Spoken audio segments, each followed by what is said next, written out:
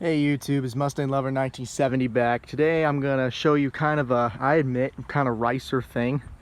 I'm never gonna do this, but I thought it'd just be cool to show you how it sounds if you cammed your 3.8 liter V6. So what you gotta do to make the kind of sound like a cammed engine, this line going to the brake boost for this vacuum hose, just unplug it, boom, just let it hang. You go inside the car and start her up. And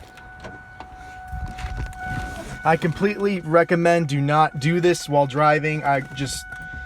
For now, I just wanted to see what it sounded like if it was cammed, so I just unplugged that vacuum line. I completely suggest getting the cam taken out and machined and get the lobes done. Do not recommend this, but this is what a cam 3.8 liter sounds like, so somewhat, I assume.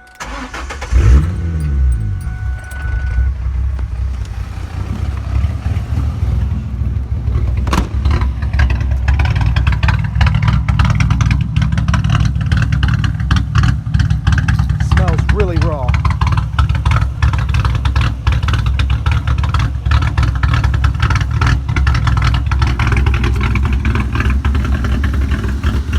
It smells, but